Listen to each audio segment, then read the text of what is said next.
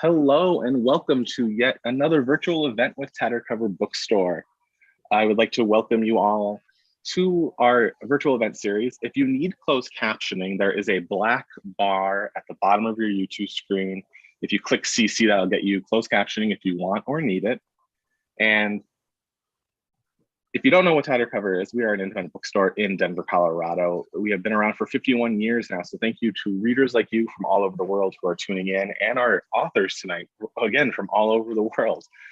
We are celebrating the release of The Heights by Louise Candlish. She will be here with Sherry LaPena. I'm going to read their bios because they're both two amazing writers who I'm sure you know exactly who they are, but in case you're just joining us randomly, here's who they are.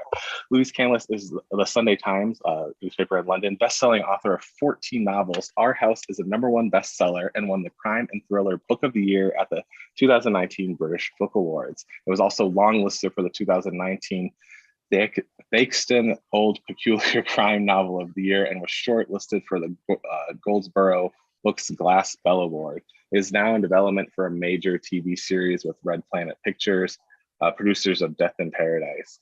Louise lives in London with her husband and daughter. You can find out more about her at louisecandlish.com. Sherry LaPena is an internationally best-selling author of The Couple Next Door, A Stranger in the House, An Unwanted Guest, Someone We Know, The End of Her, and Not a Happy Family. She was a lawyer and an English teacher before turning her hand in fiction. She currently lives in Toronto. Louise and Sherry, please welcome to this virtual room where everyone's clapping for you. You just can't see it because we're still doing virtual events.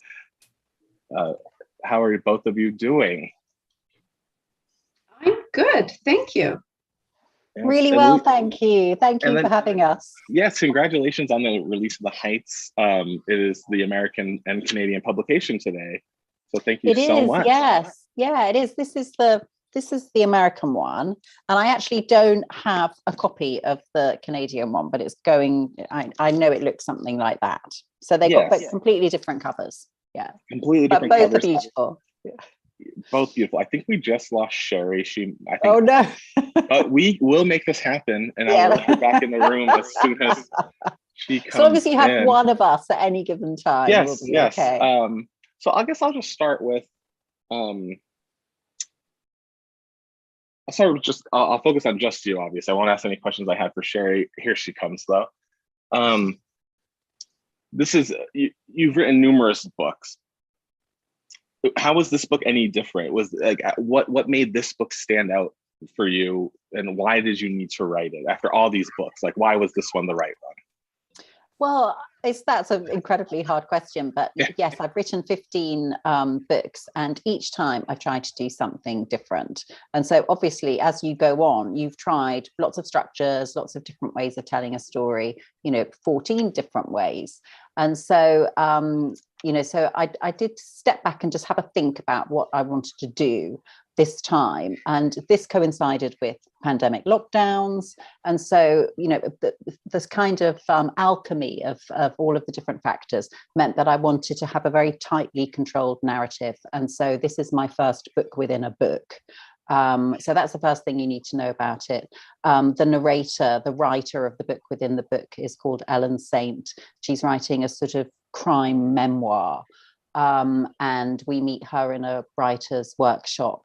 And so, she's a first-time writer, although, extremely capable. And her story unfolds, in a very disturbing and, I hope, unexpected way.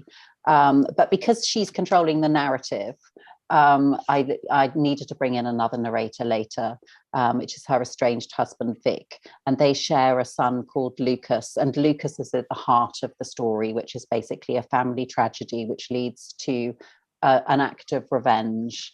It's one of those books that's quite hard to even talk about the structure without kind of giving the game away, but it did present me with a new challenge. So, sooner or later, I guess I'm going to run out of challenges.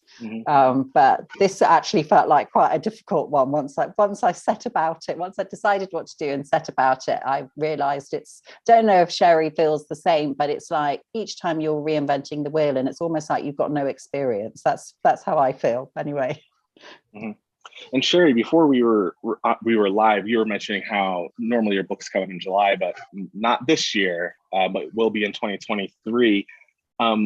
You don't have to necessarily talk about what you're working on, but like, what excites you? What gets you going and makes a novel worth continuing once you have the idea? Yeah, that's a good question. You just know when you found the right idea. We've all, I'm sure, started with ideas that didn't quite go anywhere, but somehow you just know when you've got the kernel of an idea. And for me, if it just takes off on its own and starts to build and create itself, then I know I've got my idea. Mm-hmm. It has to be something that, it's hard to come up with something completely new, but you have to come up with something fresh, some sort of fresh take, like Louise was talking about with her new book. Something that excites you and you feel you haven't done before and challenges you. And I agree, Louise, that it's like you're reinventing the wheel every time. It's like every book is hard, and it doesn't seem to get easier. And I think, we try to do that on purpose. We want to challenge ourselves. So we want each book to be better or different or fresh or original in some way. And it's getting harder and harder to find those original, fresh approaches and ideas, I think, because there's so many great thrillers out there. So yeah, I think it's I kind of envy people who have their niche, which is, say, a locked room mystery, which has a kind of, by definition has a sort of formula, and that's your structure each time. But somehow I've got myself into this sort of idea that I must be truly original, or I must do something entirely different each time. And I think that's the thing with the standalone thrillers, where they don't have a formula. It really is a challenge, isn't it? And you do have to be confident enough to wait for that feeling that you're onto something that you were just describing. Yeah. That I love to ask this question to writers. It's an age-old question. When you sit down to write, when you kind of come up with the idea, do you have it all plotted out, or are you just flying by the seat of your pants and then you let the characters take you wherever they kind of take you?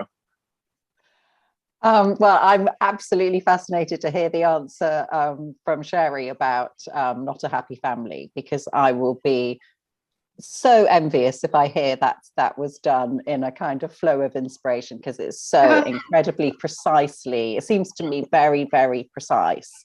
It must be hundreds of short scenes. In terms of the heights, I have found that the complications that I set myself mean that it really is best for me to figure it out in advance, because otherwise I'll waste a lot of time. I have found that with twisty books, and I do tend to write books with revelations and surprises, I found that if you kind of throw those in with on a moment of inspiration, the sort of, it radiates backwards and forwards, creating all sorts of problems. So I do try and plan the main crime, the mechanics of the crime, and the revelations quite precisely before I start. But there's lots of room for turning the screws. There's lots of room for characters' personalities to develop, and their voice to develop. And I would never plan scenes of dialogue. They happen a bit more spontaneously. But the mechanics of the thriller plot, I find it's so much more efficient to try and plan that in advance. Otherwise, I could lose months of work by going off in the wrong direction, and only to discover that, oh no, that couldn't work after all. Mm-hmm. Well, I loved The Heights. And what I love about your books is that they are so twisty and so gripping. So no matter how you do it, it's fine, but you're going to hate me because I don't plan anything. I can't believe it. No, I don't plan anything. And the reason isn't, and I do lose time, but the reason is I can't think of anything ahead of time. Like I just, I truly can't. And I wish I could, but when I have in the past tried to sit down and plan out a whole novel, I can't think of anything. I just can't think of anything. So for me, I have to be with the characters, and then I see what they're going to do. And I think it's my unconscious mind that sort of comes up with the plot twists and everything. And it's all sort of, it works really well. But, really, it's the same thing. It's just whether you plan consciously or you're planning Yeah. unconsciously. It's your brain that comes up with it either way. It's Yeah. just when it and how it comes up with it. So mine seems to burble up from deeper down. I don't have it on the conscious level that, you know, this is going to happen and this is going to happen. But it's all the same. But do you have the central crime? So for instance, in Not a Happy Family, which I believed to be minutely plotted and have had my theory blown out of the water, did you start with the murder? It's okay to say that the parents are murdered, isn't it? I knew that the murder was going to, I usually know what the crime is. So I knew it was going to be an older couple, you know, a wealthy older couple murdered, possibly by someone in their family, one of their kids or whatever. So I had that, and that's all I had. So you didn't know who done it? No, I never know who done it until the end. And sometimes I change who done it. I find that wonderful and amazing. And actually, I can see that it probably does benefit the sense of suspense, because if you don't know, then there's no way that we can guess. And without giving too much away with the possible suspects, and it's not only the family, there are other people in this this sort of circle as well. It really could. It really is very balanced and quite matter of fact as well. So you're not being sort of sent in the direction of anyone in particular. It's not even a set of red herrings. It really is laid out in this cool way, isn't it? I find it just fantastic the way you've sustained that sort of that cool matter of fact tone, and it does mean that until you find out who's done it, you really are only guessing, aren't you? I don't think you could be 100% confident, because when I do it, I set it up so that any one of them could have done it. So I always, and I don't know, so that way I just keep going, and then I decide towards the end which one is the most likely. So and then they don't know either, do they? No, but I do probably do a lot more structural work after the first draft than you do. So that's the downside of how I do it. And having just put in my new novel, I'm waiting for the notes, and I know they're going to be, you know, extensive, because you know, if you write by the seat of your pants, then there's more work to be done. Believe me, there's more work to be done with my method as well. It's so interesting that we're in exactly the same position. I'm also awaiting notes for my next novel, and we're both having a summer off, aren't we? Not a summer off working, but a summer off publishing a new book. And it is such a curious time when you kind of have delivered, and you're waiting to see just how extensive the rewrite is going to be. Because I don't know about you, but I have had everything from a couple of pages of quite light notes in my career to, you know, reams and subplots, you know, proposals for subplots to vanish and characters to, you know, disappear or change gender or whatever, and so you never quite know which way it's going to go. And I'm always praying for you know, that email that comes through, there's hardly anything we need to do to this, Lou. I don't think that's ever going to happen for me. No, I don't think so. But have you had the same editors all the way through? No, I've had quite a few editors. Yeah. So yes, you're right, they do each have their own style and you know, lightness of touch. And of course agents have great notes as well, don't they? So it can be a kind of it can be a big thing. And then I don't know if you get notes from the UK, or if someone amalgamates your notes, or if you have is your New York editor your lead editor. But sometimes you can have multiple editors with a stake as well, can't you? And so that's got to be wrangled. I have multiple editors. I have New York and I have London, and they confer and they do combined notes, combined lengthy notes. So I always look forward to those. With a nice stiff drink for the first read through. Yeah, and the emotions never change. I mean, The Heights is my 15th book, and I still feel exactly the same at every stage as I did with the first denial, book. grief, anger. It's a process. Yeah, I may be a little bit, I think, but I believe myself to be really jaded now. But I can't be, because I still feel nervous when I'm awaiting notes, and you know, you still kind of looking at the sales figures through your fingers, and it just feels exactly the same as it always did. Yeah, I don't think you ever start to sit on laurels in this business or think. You always, writers, I think, just naturally worry about what they put out. Yeah. Is it good enough? How will people react to it? It's so hard to judge your own work, and you get too close to it, and it's hard to be, you love it, you hate it. It's hard to be objective about your own story. That's why those first readers and those first notes back are always quite like, at least they like it. Yeah, a lot of work. They like it.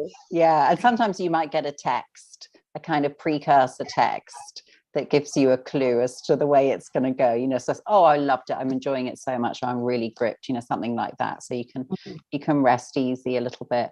But I found that, over the years and over the books, there are just so many ingredients in a book and so many people involved that I find it almost impossible to predict which books are going to be successful, which ones aren't, which ones are going to be the hit, which ones are going to be the word of mouth phenomenon. Yeah, no one can predict that. You just can't tell, can you?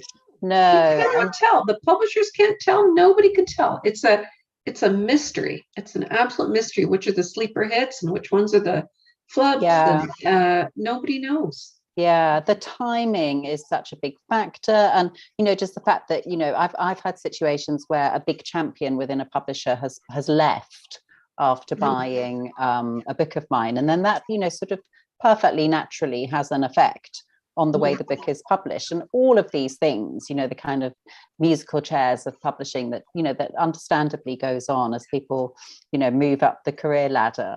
It all has an effect on your project, and so it's almost addictive, the kind of emotional roller coaster. You can be down there, your heart's in your boots with this terrible disappointment, and then you can be elated with the next one. So but what you can't do is predict which is going to be which, I find. Yeah. Well, regardless of how many agents changed or editors, or the fact that one of you is based in the UK, one of you is in America, people love your work because you like you said, there's twists and you can manipulate us in the right way. And in your last books, The Heights and then Not a Happy Family, you both deal with like social status in an interesting way, with rich families or a middle-class person in a luxury high-rise. Why choose to focus on like domestic thrillers on social class, as opposed to, I think, Louise, you mentioned like, the detective thriller it's a series that follows the same character. Why focus on these standalone social domestic thrillers as opposed to any other type of mystery? I'm just naturally interested in that. I'm naturally fascinated in property, which is a big theme in my books like Our House and those people. And I'm really fascinated in monetary injustices among the generations, which I explored in the Other Passenger. And yeah, status is probably one of the biggest driving forces in everyone's life. I mean, it drives our ambition and our confidence. And so if you're not writing about professional criminals, you're writing about crime, it's going to be within that kind of almost accidental domestic setting. And so you're going to be dealing with relatable people, the kinds of characters yourself from your own life. So I'm just endlessly inspired by the people I meet and the lives they're leading, and certainly status and envy of what other people have, and money and property are at the heart of all of my books, I think, and probably Sherry as well. I mean, in Not a Happy Family, it's the most it's a very kind of simple, direct. There's money to be inherited. That's the central motivation. And you can go back to Dickens and earlier for something so so primal to us. The elders are dead, what have I got coming? It's just, how could it not be fascinating? And no matter how modest and discreet you are, how can you not really have a kind of fascination for what other people are going to inherit and what you might be getting yourself? I mean, I just think, I'm happy to be honest about it. I'm really interested in that stuff. You really strike a chord with, especially with our house and the whole property thing. Like, everyone is obsessed with that now. I mean, certainly in Canada and England and everywhere. So it's a really hot button. So a lot of people are very interested. My book, Not Happy Family, is it's really the first one I've done talking about money and class, where I've had a wealthy family. Most of my other books are just the characters are, very middle class people. They don't have a lot of money, and the crimes and results are usually not, I don't think they're based on money mostly, although money always plays a part in crime, don't get me wrong, but this whole class and money and so on, that's really just in my last book.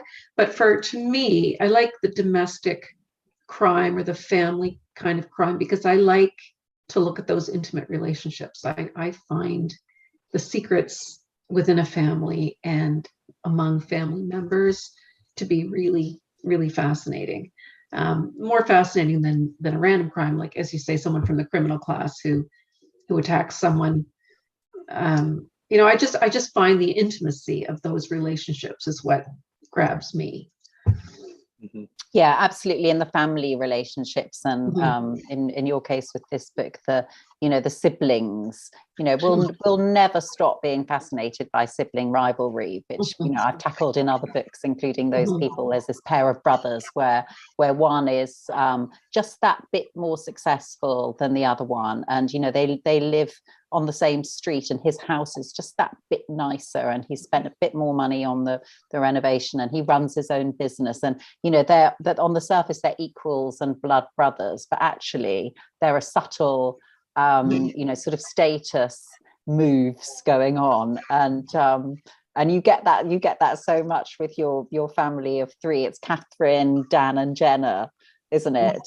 Where one's the eldest is generally the favorite. I think that is true to life, isn't it? Or maybe that's a really controversial thing to say, but in my family, I'm not the eldest, and I feel like my elder sister is my parents' favorite. Well, I think there's often a favorite. We'll just say that. Yeah. And that always has such an interesting effect, because it's, the kids can perceive who the favorite is. It's different from what the parents perceive who the favorite is. Because people remember things and perceive things so differently, which is something I always love to play with. This is why witnesses are so interesting. It's the same, two people can watch the same thing and come up with completely different interpretations, which I love and I use all the time. And you can't trust memories, and you just can't trust people's perceptions. And I love to play with that and the psychology of all the different characters and why they do what they do. And it's just, personalities are fascinating. And I just find psychological thrillers to be what interests me. I find it endlessly fascinating. Yeah, and I think that you can always find new angles, because with The Heights, I was very aware that I wanted to write about a feud, because I hadn't really done a feud before, and I find them really fascinating, and had been watching the Feud TV series with Betty Davis and Joan Crawford, and it was just it's just such a so much potential for drama in a feud, but I wanted to do something that I hadn't really read about much before or seen before, and so I decided I'd do an overprotective mother having a feud with the bad influence friend of her teenage son, which is not an angle that I'm that familiar with. Well, I am, and I thought you did it beautifully, and I'm not familiar for myself, but through other parents who have children going down the drug route, and you nailed it. Oh, thank you. It was pure imagination, but well, I'm happy to hear that. But the sheer terror of the overprotective mother who's dealing with this son who she perceives as being let off by a bad one, and getting into the drugs and the fear of watching that child go down the wrong road and being helpless. And I thought you captured that brilliantly. It was a very tense book. It is. And I think also I really wanted to explore that overprotective mothering, which I see a lot in my own circle. And I think it's just very natural among Generation X parents. We're Thatcher's children here in the UK, and we're a very competitive generation. And I think that we have happening through. Do you have the same thing? And we have competitive parenting in Canada too. And I try to stay away from competitive parenting, but it's like the property thing. It's very competitive. Yeah, it really is. And Ellen has got this son, Lucas, who, he's the golden boy. She has had such a strong influence over him. He has performed, and she has raised this gorgeous boy. He's beautiful, he's sporty, he's got a pretty girlfriend, he's on his way to Oxbridge. For North American readers, he's in the sixth form, so he's in senior high school. He's about to go off to the equivalent of Harvard or something, and along comes this bad influence, and suddenly he's not studying, and suddenly he couldn't care less about family, and he is becoming contemptuous of his mother, where once he looked to her as his sort of his wise close confidant. So it's so tough for a parent to deal with that just at the point when they believe they're launching their young person to independence. But she really is too involved. She's an over-involved mum, and as readers will discover, she's got a few psychological issues. So yes, but it's as with quite a lot of domestic suspense, I think we're not really exaggerating that much, if at all. It's all there in real life. Yeah. We're just adding the mistake or the the one wrong decision that spirals, but all of the context, I think, is quite true to real life, to these middle class communities. And I think that's why it's so gripping, whether it's the property values, or whether it's the kid going down the wrong path and you're a competitive parent. And I love that what you do, the tension between, she is an overprotective parent. So how bad is the kid really, or is she projecting, or is it really the other boy, or like, who's the bad one here? It's so well done. But yeah, there's never just one side to any story. There's never just two sides to any story. It's like there's a million sides to every story. Like, everybody in your story has a different perspective on what's happening to the mother. So like the father has a different perspective, it's so you don't really know. No, what you don't. The truth is, No, and particularly with the device of Ellen writing a memoir, she is she honest? Is she being honest? Was she withholding something? She's certainly going to put her spin on events, because we all do that. And so, even if it's not deliberate, it's how she perceives things. She may be, absolutely. She may not think she's lying at all, but she could just be completely wrong in how she perceives things, which is why domestic suspense is so fascinating. Yeah, and why ideally you do need more than one narrator. I mean, I have done a couple of books with just one narrator. But to be truly fair to the reader, I think it's quite good to have other perspectives somehow, so that there are some answers to that question of unreliability in the narrator. So I have never tried a single narrator. Oh, really? Not in a thriller, and I just don't know how to do it. Like, because every reader now expects the narrator to be unreliable. It's not new anymore. It's just like, what different way can you make your narrator unreliable? So how do you do a single narrator anymore? Well, I mean, I did it with The Other Passenger, the narrator Jamie. He tells the entire story in the first person until there is just an epilogue at the end, which actually, it's that's really just for the reader's delectation. It doesn't affect Jamie, but it's quite, I don't know, I think it just worked because of the nature of that sort of deception double-crossing plot. We were with him, and so we were sort of taking every step of the journey with him, and I think you had to trust him, really. Mhm. Or you had to trust him just enough to be able to go on the journey with him. So it can be done, but and again, it's sometimes just a feeling, isn't it? What the story requires. Does it require a big cast of voices, or can you go just inside one person's head and keep everyone's kind of attention on just that one voice?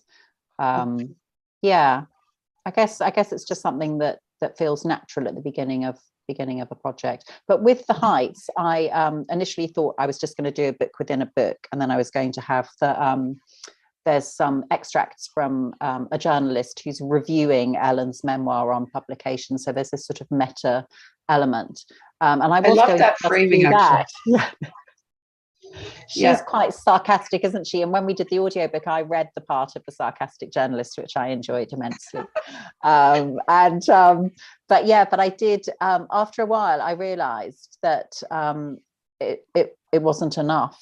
We had to hear from someone else. Otherwise, we're never really going to find out whether what she was saying was all in her head or real.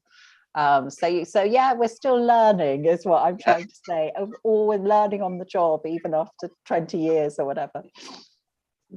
Yeah. And one thing that fascinates me about your works and thrillers as a whole is the idea of where your ideas come from. We kind of touched upon this, but I'm curious for both of you, do you like to lean into reality and borrow, steal, interpret real events, or do you like to just be in your own head when you're writing your plots and coming up with little ideas to put into your books?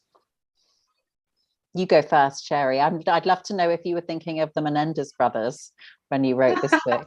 No, well, I do watch a lot of true crime, so I am aware of the big true crime cases, and I do find them very inspiring because you see an awful lot of very strange human behavior. And I've got a line in my new book about, this unbelievable thing happening. And one detective says, well, I watch forensic files. Nothing's unbelievable to me because the strangest things happen. So yeah, I'm inspired all the time by true crime, but I'm not inspired by a particular case. I try to stay away from particular cases because they trap you into those facts. And also I don't like to deal with anything that's real because I don't want to get in trouble. So I tend to get ideas of, I don't know, I get my ideas from here or there. And once I have a main idea, so the way I started with Not a Happy Family was I wanted to get away a little bit from the husband-wife dynamic, which is what I usually focus on in my domestic suspense. And I wanted to do siblings because I think siblings are very interesting. So to do that, I needed a bigger family and I needed some reason for all the siblings to be, vying. And I thought, well, wealthy parents kill the parents. That was the perfect setup. So I came up with that. But then once I started with each of the characters, then it all became, organic and things started to happen and I started to understand what was going on. But there it was just the idea of a wealthy parents being killed for their money, which has been done many, many times in real life. So I do get inspired. Actually, you're in Denver, right? I was inspired by a true crime case for when I set partly in Denver. It was The End of Her. It started with a car that was stuck in a snowbank and the exhaust pipe was plugged with snow and the mother died inside the car while the husband was shoveling out the car. And the question was, did he know and did he kill his wife his pregnant wife on purpose, or was it just a terrible accident? So that was based on a true story. But that just became the kernel of, for the new relationship, did he kill his previous wife? We don't know until the end. But yeah, so I get little bits from all over, but mostly it's just observing, human nature and interesting things that happen. I don't know, like they just come from all over. I think it's how you amalgamate them all. I think it's how you take bits and stuff from all over and they get into your head, and then you take something original from your own interests and put it all together. And then there's this wonderful sort of, serendipity that happens and you have an interesting different plot than the actual thing that happened in real life. Yeah, I think that's perfectly described. It's about crafting together all your different inspirations. I might have 5 or 6 different things. With the heights, certainly I was thinking about the Chappaquiddick incident with Ted Kennedy, without, sort of copying every single detail. I've just, there are certain real crimes that haunt me and will make their way into a book eventually, and that's one of them. Also, I was thinking, I'm often inspired by movies or other books.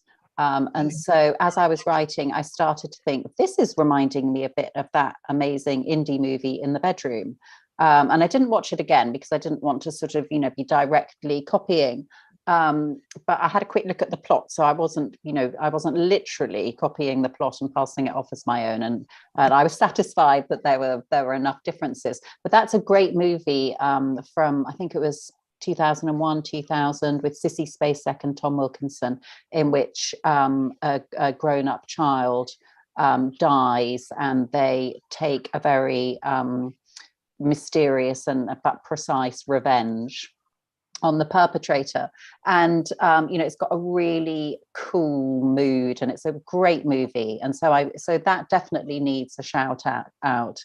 And The Other Passenger was directly inspired by Double Indemnity, the great noir movie, and Our House came from a real crime. I read an article in the Daily Mail about someone who had their house stolen. And so that really happened. Yeah, it really happens. Wow. Yeah, it really happens. And in reality, this is exactly what you were saying, Sherry. In reality, it's often a kind of faceless criminal. It could be a professional criminal. It's a gang. It's all very heartless. But if you take some of those elements and you put them into a family, or you put them into an intimate relationship, you've got a completely different angle on that crime. And it turns into a different crime because it becomes an emotional crime and a psychological crime, as well as just a theft or a fraud. Becomes a different story. Yeah, it does.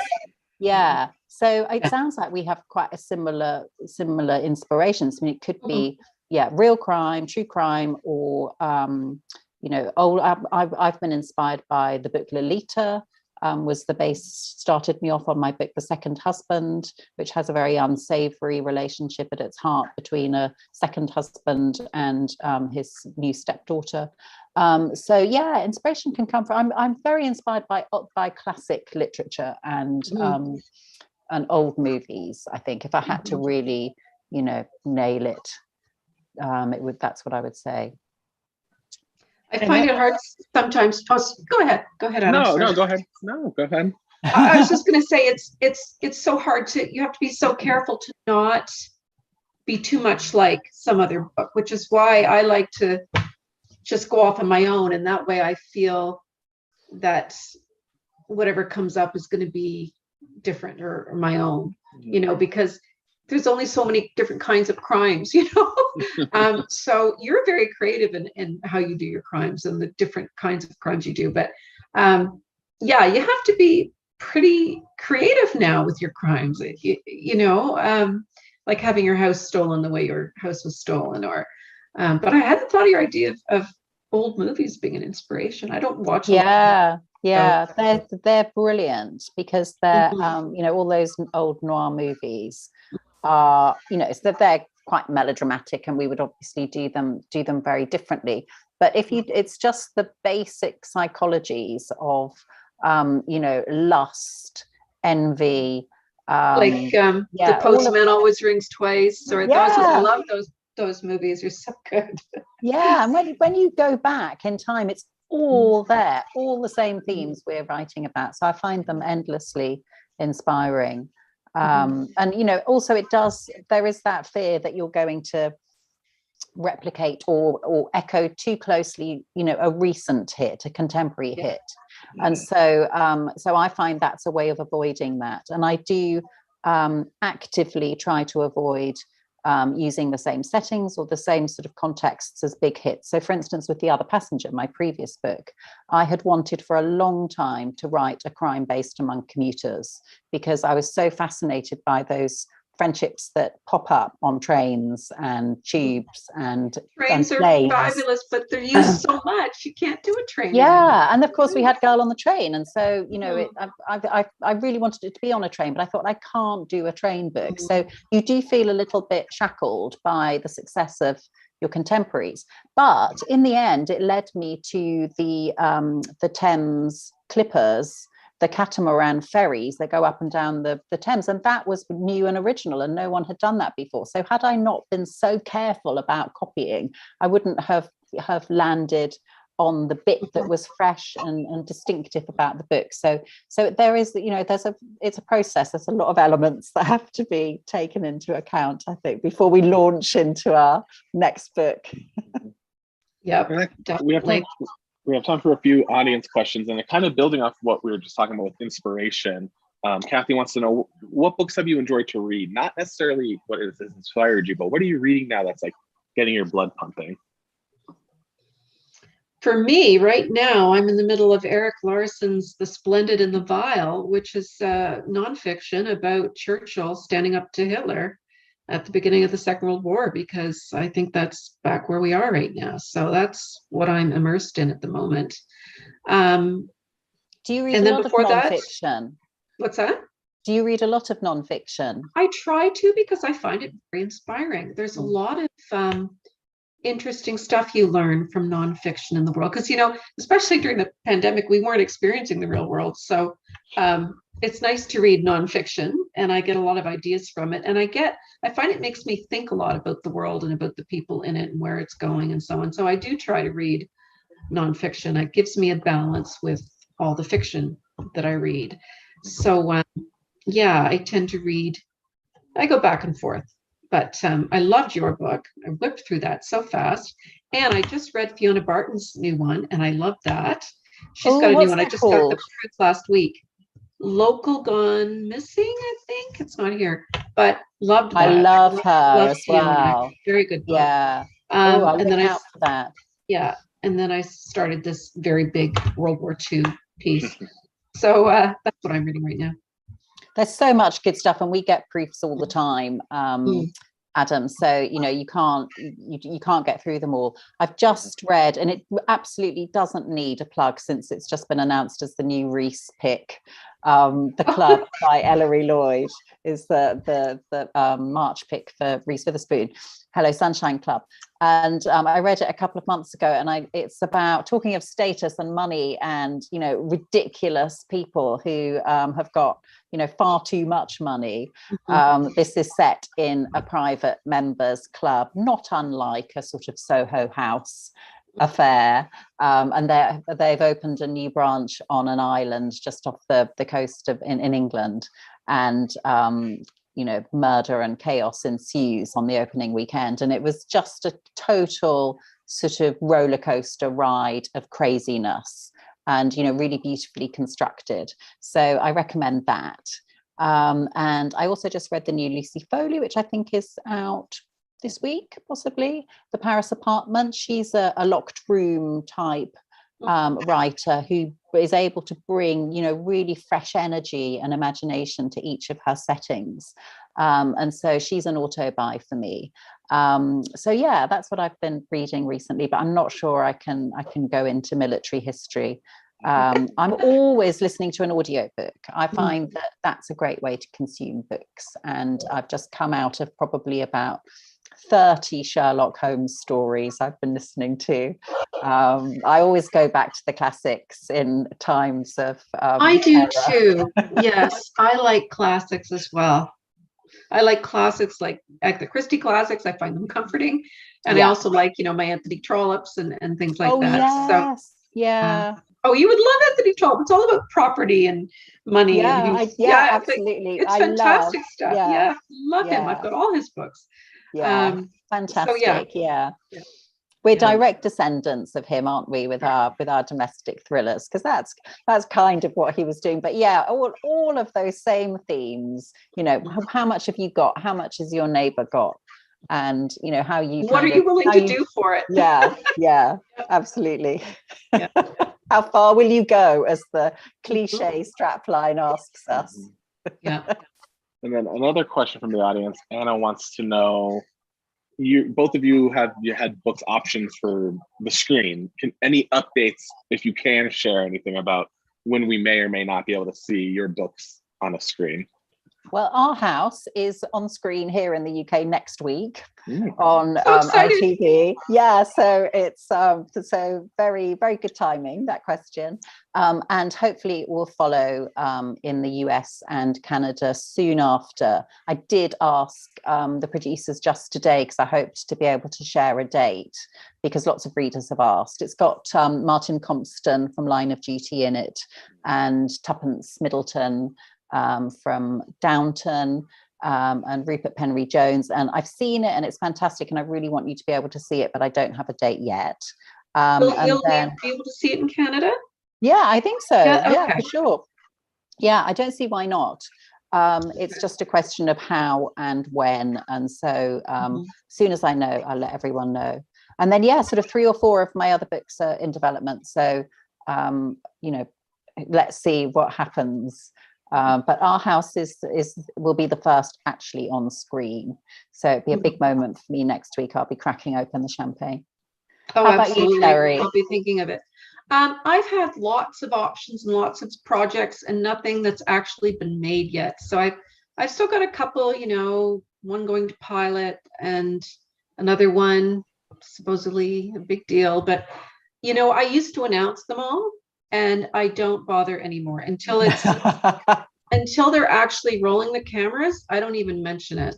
So I could mention who big person bought this, but, you know, they all end up not going anywhere for me. So yeah, it's a really, I'm very leery. It's something like 1% get made of the option books. It's so a really I think it's low fantastic. percentage. Fantastic. You've got Martin Compson and they've made it, you know, it's going to be on screen. I'm nowhere near there. I've had great scripts. I've had people, I've had all this, but nothing, you know, until it's, you know, on film. I don't say anything.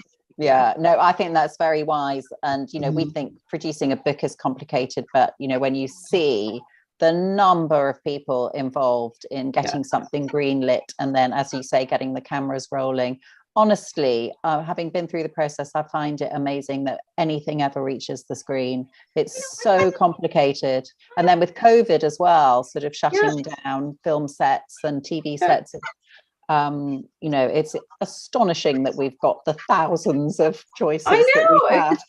So much has to go right for that film to be made. And I've had situations where, oh, it all looks good, and then a major player dumps out or whatever, and then it doesn't happen.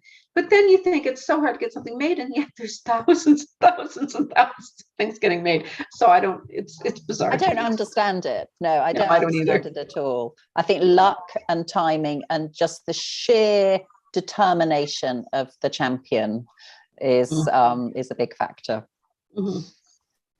Louise and Sherry, thank you so much for joining us this afternoon and evening. I love these international events we're able to do. I'm as tired of we all are about not being in person. This would never have happened if we didn't do a virtual event.